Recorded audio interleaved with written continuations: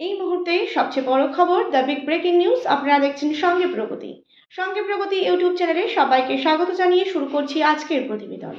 BJP থেকে মুখ ফেরাচ্ছে মানুষ, এবার তা নেতাদের কথাতেই পরিষ্কার। আর চলবে না এই মিথ্যে প্রতিশ্রুতি। ত্রিপুরা রাজ্যের মানুষ ভালো করে বুঝতে পারল, তাই সময় এসেছে 2028-এ বিদায় ঘণ্টা কিন্তু বাজবে। কারণ নেতাদের কথাতেই পরিষ্কার হয়ে যাচ্ছে, বিজেপির নেতা মন্ত্রীদের কথাতেই, যে মানুষ কিন্তু তাদের থেকে মুখ ফেরাচ্ছে। তারই এক ঝলক আপনাদের সামনে দেখুন।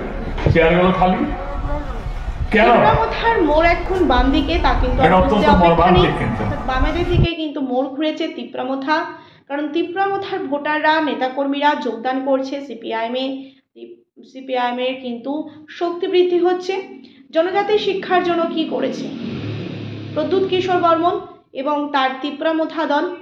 সুতরাং শিক্ষা ব্যবস্থার উন্নতি, স্বাস্থ্যের উন্নতি, এই সমস্ত এবং শান্তি রক্ষা সমস্ত বিষয়কে মাথায় রেখে মানুষ কিন্তু মুখ ফিরিয়েছে বিজেপির নেতাদের কাছ থেকে। আরও একবার শুনে নেওয়া যাক যে বিজেপির শাসক দল, বিজেপির যিনি মুখ্যমন্ত্রী রয়েছে তার কথা। জানে, চলো শুনে আসি কি বক্তব্য রাখবে। কিছুটা বুঝে কিছুটা বুঝে না নিয়েছিল, সেই চাকরি কি 2025-এও দিতে পারছে না।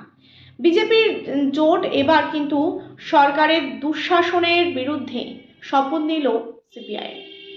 কারণ তাদের যে দুঃশাসন, তাদের যে প্রতিশ্রুতি রক্ষা করতে পারছে না, মিথ্যা প্রতিশ্রুতি দিয়েছে, মানুষ কিন্তু ভালো করে বুঝে গিয়েছে।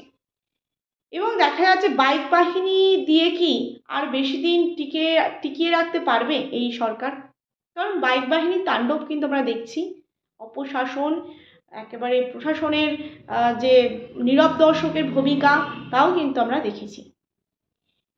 সুতরাং এইসব দেখে কিন্তু আপ্লুত হলে চলবে না এবং কাজ করতে হবে সিপিআইএমকে, ভালো করে কিন্তু কাজ করতে হবে আগামী দিনে। এবং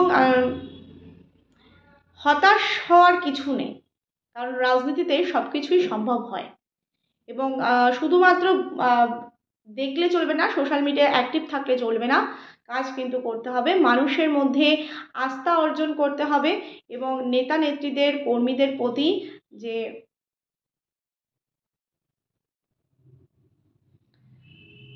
নেতানেত্রী এবং কর্মীদের মধ্যে কিন্তু জোট আরও মজবুত করতে হবে। এবার একটা বিষয় বোঝার আছে যে সরকার যদি জনগণের জন্য ভালো কাজ করে,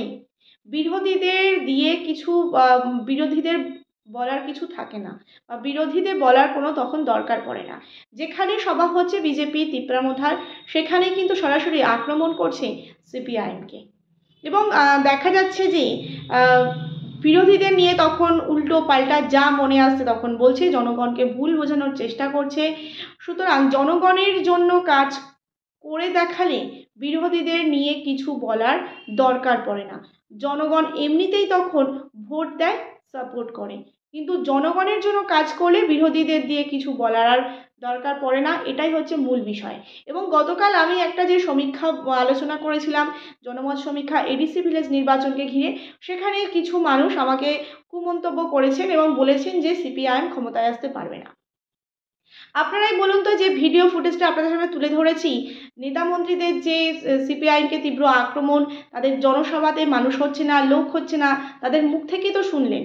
তাহলে কি করে আশঙ্কা করা যায় যে এডিসি ভিলেজ নির্বাচন বা 2028-এ বিধানসভার নির্বাচনে এই সরকার আবার ক্ষমতায় আসবে?